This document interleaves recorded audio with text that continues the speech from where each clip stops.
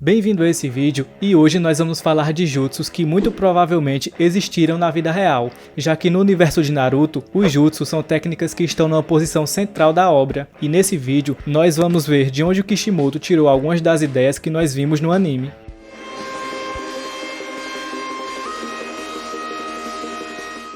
Se você clicou nesse vídeo, eu tenho certeza que já fez pelo menos alguma posição de mão das que são vistas no anime. Quem nunca, né? Mas até mesmo para essas posições de mão, existe uma explicação e uma base histórica do mundo real. Ao contrário do que muitos pensam, os ninjas nunca foram tão comuns na cultura japonesa quanto os samurais, que até hoje moldam em grande parte a cultura do país, e foi por isso que o Kishimoto escolheu esse tipo de guerreiro para estar presente em sua obra. Segundo ele, a ideia inicial era que fosse um mangá de samurais, mas que no fim acabou mudando para isso não parecer que ele estava copiando outros mangás. Passado desse ponto, a história começou a ser desenvolvida e os jutsus foram inseridos na parada, e o que vamos ver aqui são os jutsus que muito provavelmente eram utilizados pelos ninjas do mundo real. Eu digo possivelmente porque os registros são extremamente antigos e muita coisa pode ter sido perdida e até aumentada com o passar dos séculos. Essa é a mais palpável para o mundo real. No anime foi levada ao extremo de fazer as pessoas mudarem completamente sua forma física, incluindo o tamanho. Eles basicamente podiam se transformar em qualquer coisa, numa outra pessoa, numa shuriken ou até na própria Kyuubi, como o Naruto fez durante a luta contra o Gaara. Já no mundo real, isso era feito de uma maneira um pouco menos fantástica, já que os ninjas altamente treinados em missões de infiltração conseguiam se disfarçar de mercadores, comerciantes, pescadores ou até mendigos para entrar no território inimigo e completar suas missões. Outra coisa que nós vemos muito nos animes são as posições de mão utilizadas antes da execução de algum jutsu, e elas também são derivadas do mundo real. Essa prática era chamada de Kudikiri, que pelos registros se sabe que eram presentes em algumas escolas tradicionais e de artes marciais japonesas, incluindo escolas de ninjutsu.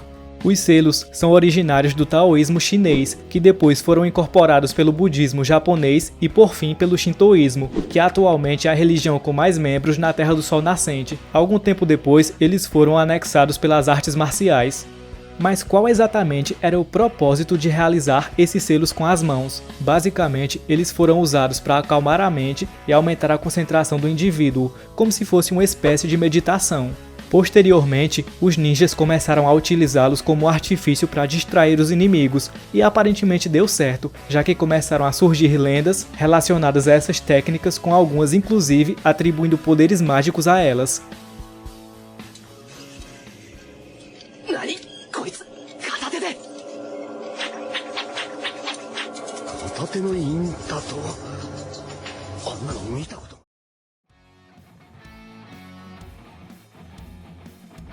Uma coisa pela qual os ninjas eram conhecidos era por atacar usando fogo e causando incêndios, já que era uma das armas mais fortes da época, ainda mais considerando que isso acontecia antes da invenção da pólvora. E o que é mais curioso é o nome das técnicas, Katon. Sim, os mesmos nomes que foram usados no anime.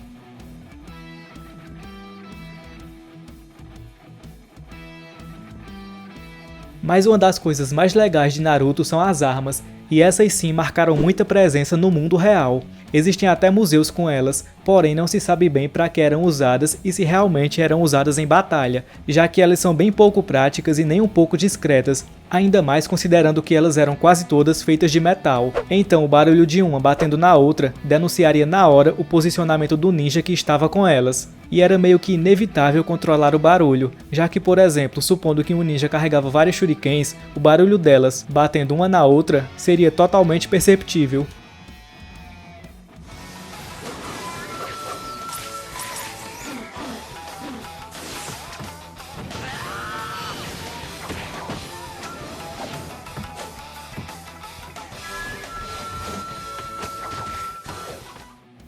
No final das contas, a verdade é que os ninjas eram basicamente espiões altamente treinados e que a cultura pop acabou criando toda uma mística em torno deles, que infelizmente em sua maioria é apenas ficção. Esses mitos eram espalhados até pelos próprios ninjas, já que eram mais uma ferramenta de intimidação para eles.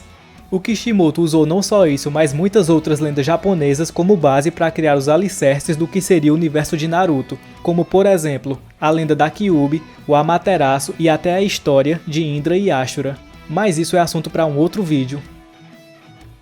Se você ficou até aqui, deixe seu gostei e avalie se inscrever no canal. Por hoje é isso, até a próxima e tchau!